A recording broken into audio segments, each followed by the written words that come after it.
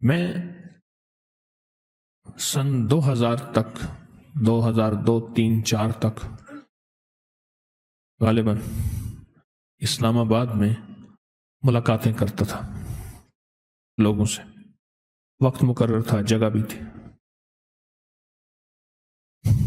ایک صاحب وہ ہر دفعہ آتے تھے، مریض آنے کا نہیں ہے، وہ ICU میں اور گزشتہ 2.5-3 سال سے کومے میں ہے، بے ہوش ہے، نہیں آ سکتا، آپ دیکھ لیں. میں گیا تو مریض کو دیکھا تو بالکل بے ہوش پڑا ہوا ہے. بہت بڑے اپنے شعبے کے بڑے تھے وہ شخص، ملک بھر کے بڑے لوگوں میں ان کا شمار ہوتا تھا. میں نے دیکھا نا، اسے کہنے لگے، کوئی کہتا ہے جادو ہے، کوئی کہتا ہے مرض ہے. 2.5 سال سے خاتون پڑی ہے، اس کو ہوش نہیں آیا، نہ زندہ ہوتی ہے نہ مرتی ہے. اللہ کی طرف سے میرے دل میں کچھ اللہ نے چھوٹا موٹا جو اپنے علم میں سے علم کا ذرا عطا کی ہے، اللہ کے پاس تو علم کے خزانے ہیں.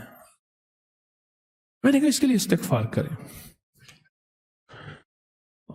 اور ایک پوری کی پوری ٹیم بٹھائیں، کوئی مخلصین کی ہو جو استغفار کرے اس کے لیے، اور استغفار یہ کرے کہ اللہ تو اس کی روح اپنے پاس لے لے اور اس کو موت دے دے.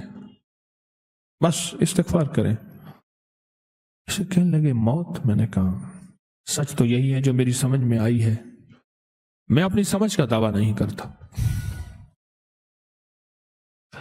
کچھ عرصے کے بعد وہاں کی ایک خاتون آئی، نرس، ریٹائر ہونے کے قریب تھی. تسبیح خانے سے اس کی نسبت، کہ پتہ چلا کہ حضرت آپ آئے تھے وہاں، مجھے پتہ چلا میری ڈیوٹی فلاں ٹائم کی تھی، آپ فلاں وقت میں آئے تھے، میں دن کو گیا تھا، اس کی نائٹ کی ڈیوٹی تھی، رات کی. میں نے پوچھا کیا ہے؟ مجھے تو وہ خاتون کسی پکڑ میں نظر آئی ہے.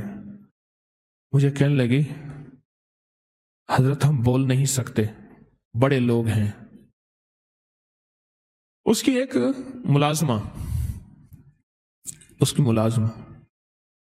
اور اس کی ملازمہ کا بچہ تھا، گھر میں کام کرتی تھی. اس کے بچے نے اٹھا کے کوئی چیز کھا لی جو اس کے دسترخوان پہ پڑی تھی. اس کو غصہ آیا، اندر گئی تو وہ چمٹا جس سے روٹیاں الٹ پلٹ کرتے ہیں گرم، وہ چمٹا اٹھا کے ملازمہ کے بچے کی زبان سے کھینچی.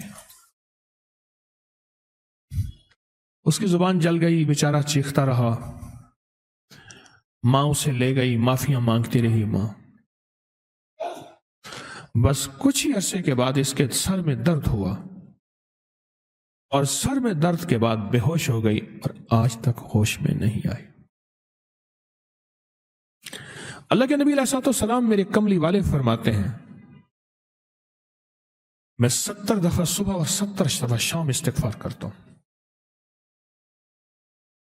نبی پاک معصوم وہ فرماتے ہیں میں 70 دفعہ صبح، میں 70 دفعہ شام استغفار کرتا ہوں. وہ استغفار بنیادی طور پہ میرے آپ کے لیے ہے، وہ استغفار بنیادی طور پہ میرے آپ کے لیے ہے. مجھے بتانا ہے، آپ کو بتانا ہے، امت کے لیے کرنا ہے.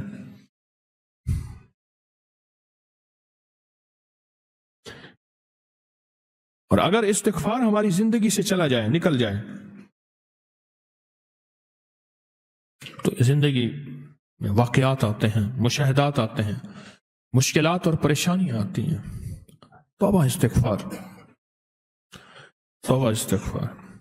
اس استغفار کی انسان کو ضرورت ہے، میت کو ضرورت ہے، بچوں کو ضرورت ہے، اولاد کو ضرورت ہے، موجودہ نسلوں کو ضرورت ہے، آنے والی نسلوں کو ضرورت ہے.